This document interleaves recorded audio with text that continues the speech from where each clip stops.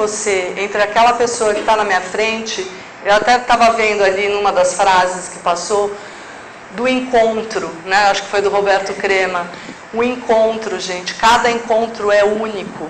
Cada vez que eu encontro você, cada vez que a gente se olha, cada vez que a gente se toca, é um encontro único. Então, assim, essa relação é muito importante, de que tenha um vínculo, né? Que você consiga, de fato, enxergar quem é aquela pessoa. É focada na pessoa, em seu todo, né? Em todos esses aspectos. É informado por evidências. Então, assim, tudo que a gente faz na medicina integrativa são comprovados cientificamente que são eficientes, né? As evidências científicas, é isso que quer dizer, que são feitas pesquisas para comprovar que aquilo faz bem. Faz uso de todas as abordagens terapêuticas adequadas. Então, você vai usar o que é mais adequado para aquela pessoa naquele momento, né? Profissionais e disciplinas para obter o melhor da saúde e da cura, encorajando a participação ativa do paciente em todo o processo. Então, na naturologia, por exemplo, a gente não chama o paciente de paciente, a gente chama de interagente, porque ele interage, né?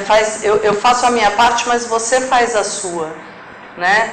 Nessa busca do bem-estar, nessa busca de ficar mais tranquilo, de saber quem você é, tudo isso vai te ajudar em todo o seu processo, mesmo que seja no processo de morte, tá? Então, assim, a gente fala em cura, mas a cura, às vezes, ela não se dá no âmbito físico, ela vai se dar em outro aspecto, tá? Então, assim, o quanto eu estou bem, o quanto eu consigo lidar bem com aquela situação, vai me ajudar no processo de tratamento, que pode levar à cura física, mas também vai me ajudar no processo se não tiver mais cura. Então, como é que eu vou lidar com a minha própria morte? Né? Eu estou falando isso porque eu sou também em cuidados paliativos e acompanho muitos pacientes, né, oncológicos. Muitos ficam bons, graças a Deus, a todas as tecnologias, mas infelizmente muitos não. Então, essa é uma realidade que a gente tem que pensar até em outros tipos de doenças, até na nossa vida, né, que pode acontecer a qualquer momento. Então, a medicina integrativa aqui, essa roda de saúde da Duke University, da Duke Integrative Medicine, que é lá nos Estados Unidos, que eu pude ir para lá agora, tive a oportunidade de fazer um curso de Mindful Yoga for Cancer, né? Então era Mindful Yoga para pacientes com câncer. Na verdade, lá é um pouco diferente do que a gente faz no hospital, porque esse programa deles é para pós-tratamento, né? Então, após o tratamento, esses pacientes recebem essas aulas de yoga. Lá no hospital, diferentemente, a gente trata de pacientes internados. Então, ali você vê que os cuidados profissionais estão fora, né? Que é prevenção e intervenção, junto com abordagens... Ai, calma. Não era isso que eu queria fazer. Aqui. Junto com... Aqui, ó, prevenção e intervenção, junto com abordagens convencionais e complementares. E aí temos a espiritualidade, conexão mente-corpo, movimento, nutrição, desenvolvimento pessoal e profissional, ambiente físico onde você vive, relacionamentos e comunicação. Então, tudo isso faz parte da nossa vida. Então, tudo isso a gente tem que ter um equilíbrio, né? Não pode ficar mais num e menos no outro. Então, assim, até é legal vocês olharem para vocês pensarem como anda todos esses aspectos da sua vida. E no centro, você, mindful e consciente, você presente e consciente de quem você é, de como você está vivendo na sua vida, e aí para você poder usar o que for necessário de prevenção, intervenção. Acho interessante a gente falar em prevenção não só como exame, tá? Lembrar que prevenção é como eu me cuido, o que eu como, quanto eu faço de exercício, como eu me relaciono com as pessoas, como estão os meus relacionamentos, eu tenho amigos, como eu me relaciono com as pessoas que eu vivo, né? Sempre a gente se questionando e se perguntando, porque afinal de contas o ser humano pode mudar, né? Até o último minuto de vida a gente pode mudar alguma coisa, então é sempre bom a gente estar se questionando. Então, a medicina integrativa é essa parceria entre o paciente e o profissional da saúde, uma abordagem transdisciplinar, que vai abordar todos esses aspectos que eu estou falando, né? Foco no autoconhecimento e desenvolvimento, hábitos alimentares, atividade física, gestão de estresse. Então, assim, quem está no comando somos nós. A gente que escolhe a vida que a gente quer viver e como a gente vai viver essa vida. Principalmente quem cuida do outro. Então, assim, mais uma vez, importância de autocuidado, de se conhecer melhor e de saber como você está se sentindo naquele dia, naquele momento, para cuidar de alguém. Então, eu vou falar um pouquinho dessa experiência de 10 anos da equipe de medicina integrativa do Centro de Oncologia e Hematologia da Yanda Koval, do Hospital Israelita Albert Einstein, que foi quem recebeu a gente. Em 2007, o Dr. Paulo de Tarso Lima começou, né, foi o primeiro médico cadastrado de medicina integrativa. Ele é cirurgião plástico, mas ele fez uma especialização na Universidade do Arizona, um fellow, né, uma formação em medicina integrativa, e trouxe esse conceito e conseguiu, graças ao Dr. Nelson Harnschlag, que é da hematologia do Einstein, entrar no Einstein com essa proposta nova de cuidado, né? No começo os terapeutas eram voluntários, de 2008 a 2013 teve uma estruturação da equipe de terapeutas, então foram vários terapeutas que colaboraram com todo esse processo, alguns ainda estão, outros já saíram.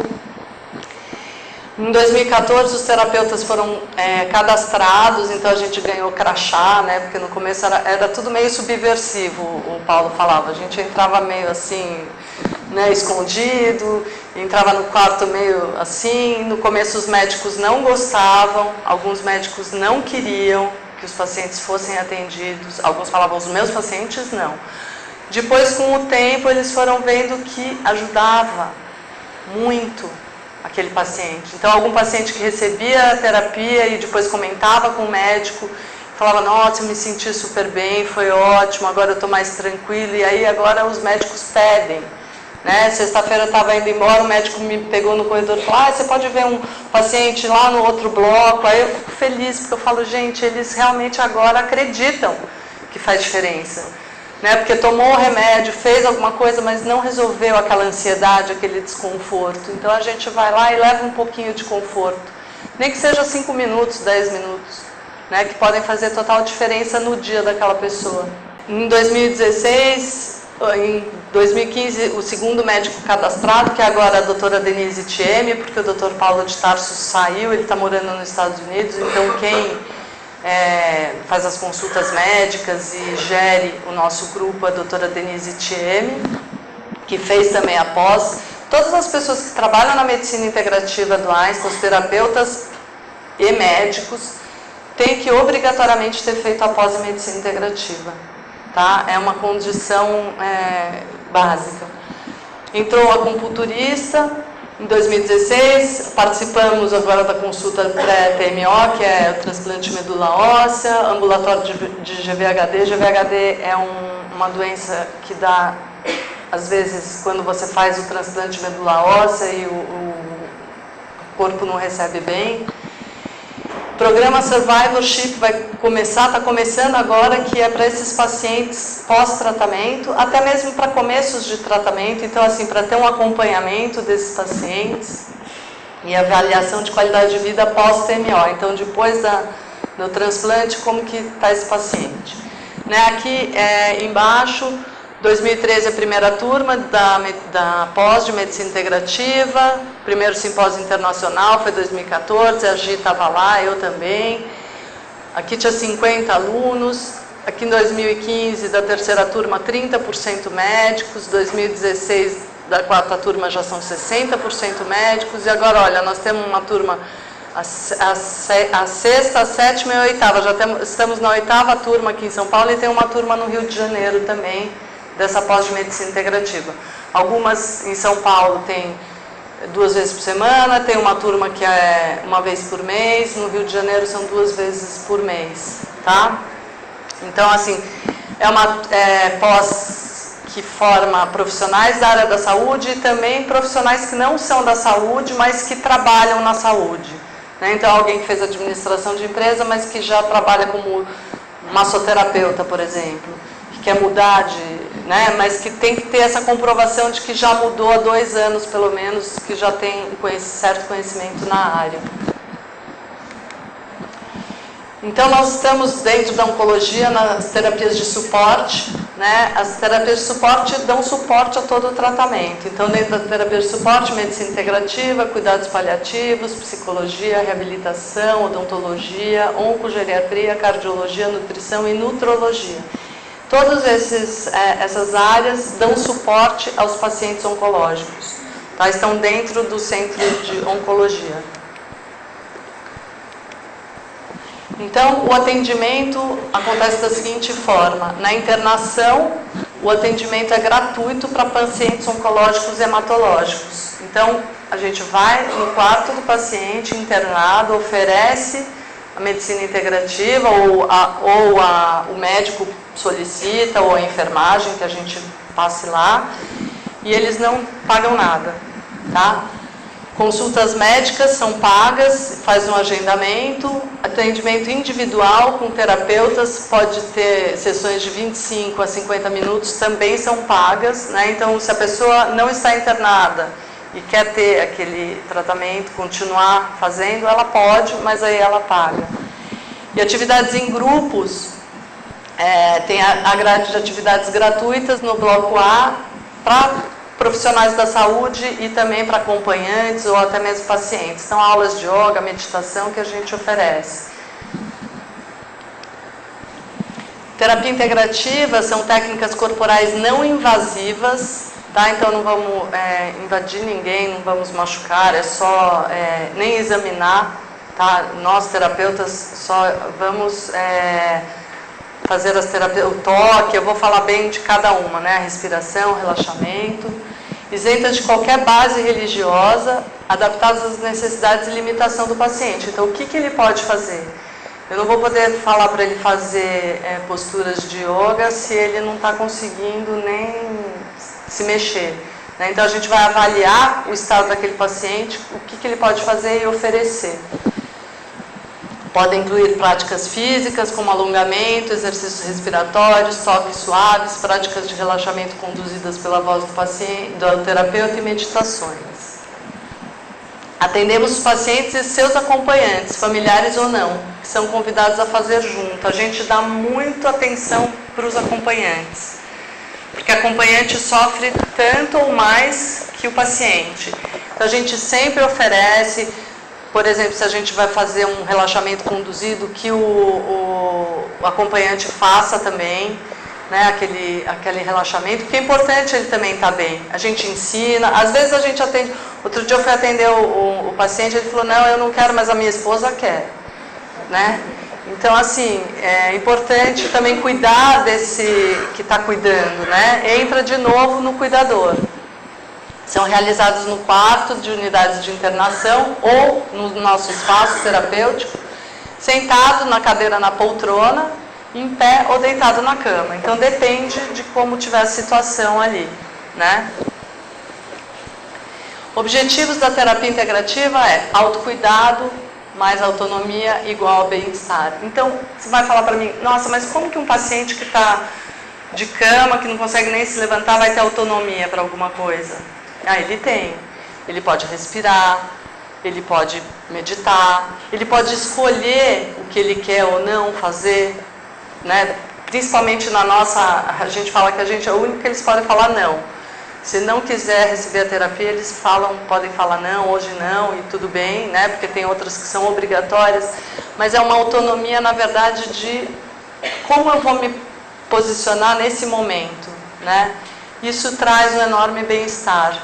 E esse autocuidado é assim: o que eu estou precisando hoje? É você se perceber. Às vezes você pergunta ao paciente: como você se sente? Você é muito ansioso? Ele olha e pergunta para a esposa: eu sou muito ansioso? Aí você fala, né? A pessoa às vezes nem se percebe. Então, essa questão de você se conhecer e se perceber é muito importante durante todo o processo.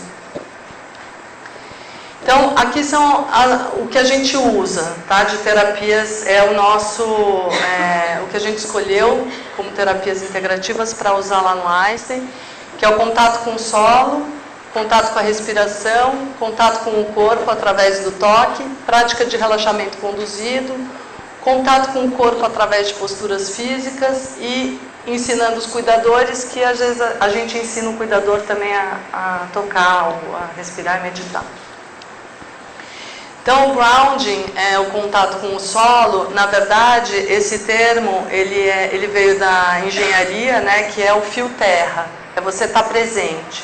Então, a gente usa muito com os terapeutas, né? O terapeuta sentir os pés bem apoiados no chão. Então, assim, a gente tem várias posturas de yoga, que são posturas que você está bem enraizado, bem em contato com os pés. Tem o Tai Chi, tem já várias culturas milenares que usam isso, né?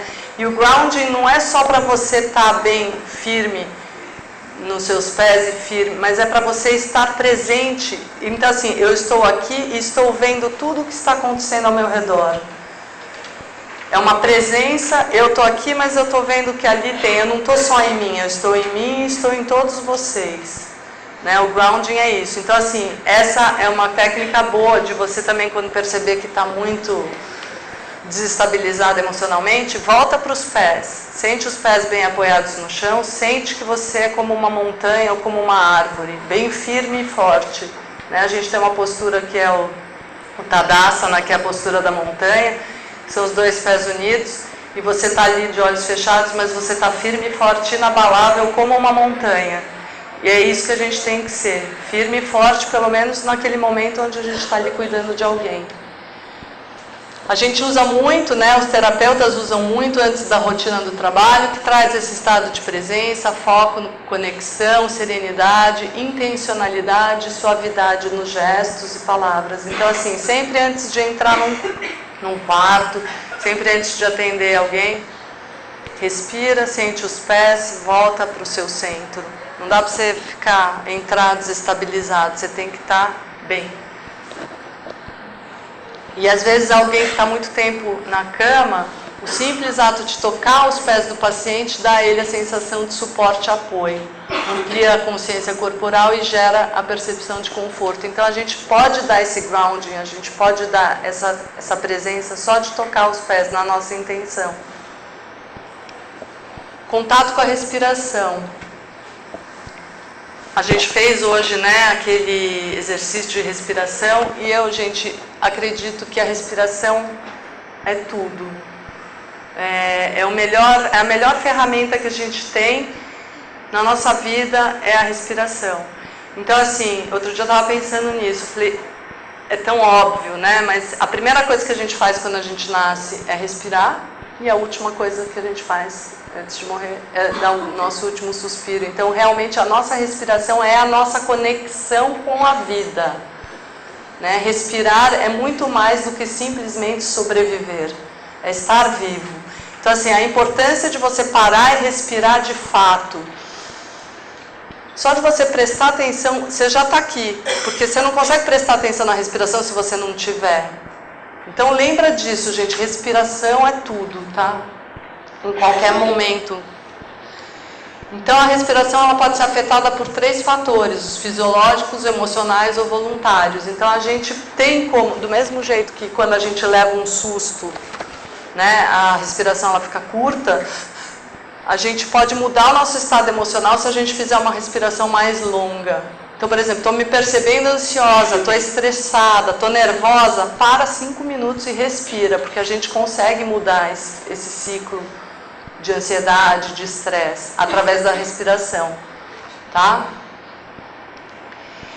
Então, o objetivo é esse, aprender a respirar mais profundamente, diminuir a ansiedade, criar condições para o sistema nervoso simpático e parasimpático se autorregularem buscando equilíbrio, ampliar a nossa consciência respiratória e desenvolver o autocuidado e manejo de estresse. Então, gente, olha, é tão simples, tá aqui, olha, não precisa comprar na farmácia, é só respirar, sabe? Não precisa ir fazer um retiro. Lógico que é sempre bom, mas não podendo, gente, é só parar e respirar. Muito simples.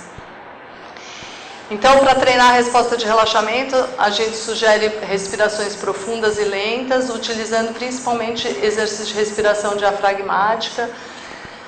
Respiração diafragmática, para quem não conhece, ou a respiração total, a respiração que usa a parte baixa dos pulmões, a respiração completa. Então, quando a barriga vai para frente, que a gente inspira, né, o diafragma desce, o abdômen vai para frente, a gente consegue encher os nossos pulmões, porque o pulmão vem até aqui embaixo. Se a gente respira curto, só até aqui em cima, porque muitas vezes a gente fala assim, respira fundo, a pessoa faz assim, só que ela só está enchendo aqui e aqui. Né? Então a gente tem que fazer essa respiração mais profunda e completa, que é a que vai dar o efeito calmante. Lembrar sempre que a expiração mais longa é a que vai acalmar. Então você inspira, segura um pouquinho e expira bem longo. A expiração longa que ajuda a acalmar. Aqui o Herbert Benson é um dos pioneiros nas pesquisas de resposta de relaxamento. Vocês podem, ele dá alguns cursos online sobre isso. Muito interessante o trabalho dele, mas eu não vou me alongar porque tem muita coisa para falar. Senão não dá tempo. Contato com o corpo através do toque. Né? O toque, gente, ele é fundamental na nossa vida. Né? Pensar que a nossa pele é o maior órgão que a gente tem, né? E é o órgão que delimita, né, esse espaço entre o dentro e o fora, né, como a gente está em contato com o mundo lá fora. Então, assim, a nossa pele, ela é cheia de neurotransmissores, então, assim, através da pele a gente consegue acessar muitas memórias, inclusive, né? O nosso corpo, ele guarda memórias de tudo que às vezes a gente não lembra, mas no corpo a gente lembra. Então, assim, é um toque muito suave, gentil, amoroso, né? Sempre sabendo que tem alguém ali que sente, né? Que principalmente onde a gente vai, que a gente trabalha, que a gente está tocando, são pessoas que estão sofrendo. Né? Muito, porque é difícil essa parte, né? Ficar doente, ter um câncer, esse tratamento. Então, assim, tocar sempre com muito respeito, com muita amorosidade, suavidade. Né? Por que o toque? Porque a forma mais antiga de cuidado é inata ao ser humano, a simplicidade. Então, assim, bebês que não são tocados sofrem posteriormente falta desse toque. Né? A importância de você pegar um bebê com amor, tocar aquele corpinho com respeito, com carinho, né? O como a gente sofre quando não tem isso na vida. Muitas vezes a gente não teve, mas a gente pode ter. Então, naquele momento, a gente não sabe da história daquelas pessoas, né? A gente não vai perguntar, mas então a gente vai tocar reverenciando esse ser que está ali na sua frente. Sempre com muito respeito e amor. Então, as sequências que a gente faz são toques, de fato, a gente toca o corpo, não é uma massagem, tá? Então a gente não vai massagear, a gente vai tocar. São toques com a pressão ampla, palmar, toques leves e gentis, com o peso das mãos, um ritmo lento e constante, porque se você fizer muito rápido, você acaba estimulando aquela pessoa e não acalmando. E a ação é na pele, não no músculo. Então, a gente não vai apertar nada, não faz drenagem. As pessoas perguntam de reiki porque realmente é parecido, tá? Mas a gente não utiliza o reiki não por nada, porque eu sou reikiana e amo, mas simplesmente porque às vezes pode criar algum tipo de resistência, né? Ah, não, reiki eu não sei o que é, eu não sei se as pessoas não sabem se é religião, se não é o que é, e o toque é o toque, então é bem aceito, e a gente optou por essa simplicidade desse toque simples, né, sem ter grandes invenções. Tocar é se comunicar, acalentar, confortar, acolher, cuidar. Então, esse toque amoroso é o melhor cuidado que a gente pode ter com alguém. Às vezes só de pegar na mão, sabe? Às vezes só de pegar no pé da pessoa, ela já Eu lembro de uma paciente que eu comecei a tocar, ela começou a chorar, e ela falava, nossa, que delícia, quanto tempo que ninguém me toca assim. Será por causa da reflexologia? Oi? Será por causa da reflexologia? Não, não é reflexologia. A gente não aperta, porque a reflexo, ela aperta os pontos, né? Em geral. Então a gente não utiliza reflexologia, nem drenagem, é só um toque mesmo, é o toque. Eu posso depois mostrar. É um toque suave e profundo, né? Quanto mais suave a gente toca, mais profundo ele vai, né? Porque quando a gente aperta, o músculo ele tem uma resposta de volta, né? Então no toque suave ele consegue ir mais profundo.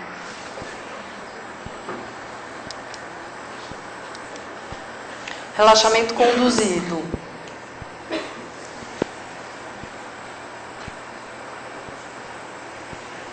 Então, relaxamento conduzido,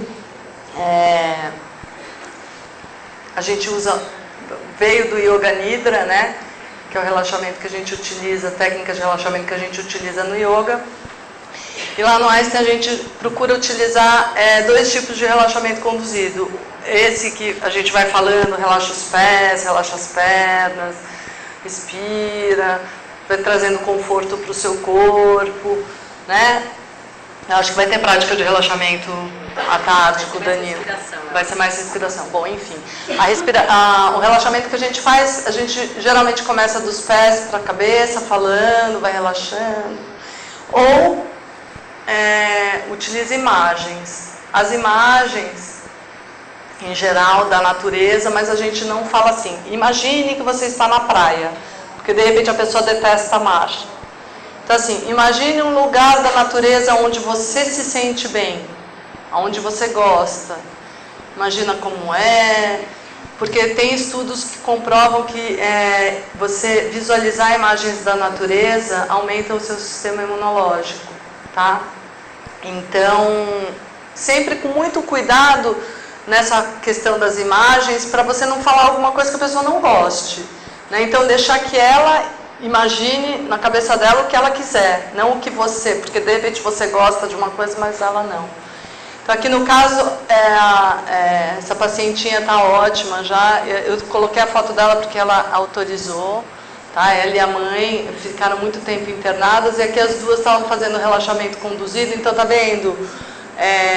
A mãe está lá também fazendo junto, né? É um momento onde ela também pode descansar. Muito importante cuidar de quem cuida. Procedimento guiado pela voz do terapeuta, com participação ativa do paciente, quer dizer, ele está prestando atenção no que você está falando, mas às vezes ele dorme, e tudo bem. Com o objetivo de estimular a resposta de relaxamento. Aqui a Fernanda, olha, também está atendendo um acompanhante. Aqui eu vou falar de posturas e movimentos gentis, que a gente colocou esse nome, mas são baseadas nas posturas de yoga, tá? Então, aqui é a terapeuta Esther com uma criança, né, praticando yoga na cama, né, internado. Aqui é o professor Marcos Rojo, que começou... quando o Paulo foi implantar a medicina integrativa no Einstein, ele chamou o professor Marcos Rojo, e ele foi, ele da yoga há muito tempo, professor da GI, meu professor, ele formou muitos professores de yoga no Brasil inteiro. Então veja, os pacientes estão na cama e estão praticando. Inclusive, nós tivemos outro dia uma reunião com a responsável pela fisioterapia, para ela saber exatamente se o que a gente estava fazendo não interferia no trabalho dela, e ela viu que não tinha nenhum problema, né? Não são ações que possam prejudicar, porque na verdade a gente faz o alongamento diferente do jeito que a fisioterapia faz, né? A gente não vai forçar, não tem repetição, é mais relaxamento e conforto dentro daquela postura. Então aqui, olha, a Esther com criança, a Fernanda. São posturas simples, alongamentos dos principais grupos musculares, movimentos gentis, às vezes das articulações, né? Então, lateralização. que acontece que durante o tratamento pode ocorrer longa permanência, pausa na atividade, redução da movimentação, ansiedade, tensão, desconfortos, dores. Então a pessoa fica muito tempo parado. Então esses alongamentos são muito benéficos.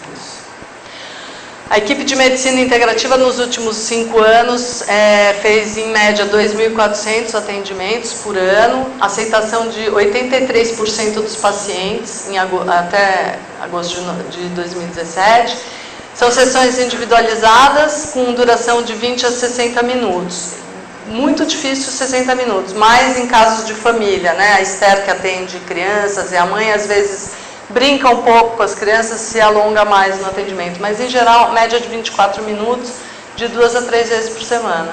Os acompanhantes participaram de 30% das sessões. Aqui a gente fez uma avaliação com o Edmonton, que é uma escala de dor, uma escala de sintomas, que a gente fez antes e depois das sessões. Então, aqui, percepção de bem-estar aumentou. Aqui, antes de fazer, olha, 89% de percepção negativa. Depois, melhorou. Aqui, a gente teve, na fadiga, melhora de 76%, dor melhora de 66% e ansiedade melhora de 92%. Então, assim, a gente fazia a escala de Edmonton, é uma escala de sintomas, né? De dor, fadiga. Então, como a pessoa estava se sentindo antes e depois como a pessoa estava se sentindo depois. Então, em geral, olha, muito boa aceitação e resultado. Então, ensinando o cuidador, né? Esse cuidador que tá junto ali. Então, a gente ensina que ele tem que estar presente, tem que se posicionar confortavelmente, observar se o paciente está confortável. Na verdade, que a gente vai ensinar esse cuidador a tocar também, né? O toque que a gente faz. Está sempre em sintonia com as necessidades do paciente. Nunca fechar os olhos quando estiver tocando, porque, em geral, a gente, quando está tocando alguém, normalmente a gente fecha os olhos, mas nesse caso não, né? Porque você tem que ficar atento se o paciente... Pode acontecer alguma coisa, está com alguma dor, até que tipo de reação ele tem no rosto, né? A cada lugar que você toca, né? Você tem que estar bem presente. Não tocar edemas, feridas ou cortes, relembrar sempre que a proposta é apenas proporcionar conforto e relaxamento, não tratar a doença, né? O cuidador, então, sente que pode fazer diferença, dá recursos que possibilitam a gestão de estresse, melhora de percepção e bem-estar, diminui a intensidade de sintomas adversos ao tratamento e possibilita a aproximação de amigos e familiares. Né? Então, uma vez eu fui atender uma paciente, eu vou contar esse caso porque me marcou muito e eu acho que sempre é bom para ilustrar. Eu fui atender uma paciente que já estava nos seus últimos dias de vida, eu já atendia ela normalmente, né? Então, mesmo ela já não estando muito 100% consciente, ela ainda estava um pouco consciente, ela abria os olhos e fazia contato visual, mas não estava mais falando. Eu fui lá atender porque ela sempre gostava muito e eu estava lá fazendo toque até sem falar, porque mesmo em silêncio, às vezes eu só toco mesmo sem falar. Em geral a gente faz o relaxamento conduzido junto com o toque. E o irmão dela estava junto e estava me olhando assim, tipo, eu achei que ele estava pensando, o que ela está fazendo, que já não tem mais o que fazer e, né, e ela está aí tocando. Eu senti que ele estava com um certo ponto de interrogação, assim. E eu falei para ele, olha, ela gosta muito, eu costumo atendê-la e tal, e se você quiser, você também pode tocar nela. É bom porque traz um conforto, traz uma sensação de, tipo, tem alguém comigo, né?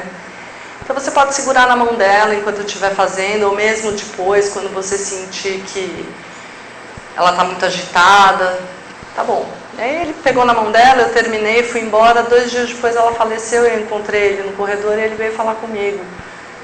Eu fui dar os meus sentimentos e ele veio e falou assim para mim, ele falou, olha, eu queria te agradecer. Eu falei, por quê? Ele falou, porque eu era muito próximo da minha irmã, mas a gente não tinha contato físico. E pegar na mão dela foi maravilhoso para mim e para ela, e eu tenho certeza que fez diferença para ela, porque teve algum momento que ela estava agitada e eu peguei numa mão, a minha esposa pegou na outra e ela se acalmou. E aquilo fez todo sentido para mim, né? Fiquei feliz de poder ter dado essa oportunidade, né? Gente, que é tão simples, é pegar na mão, né? E às vezes a gente tem uma distância assim, né? Tá do lado, mas tá longe, né? Então, esse aqui eu vou passar rapidinho. A gente fez uma prática com os profissionais, né, que foi uma prática de respiração.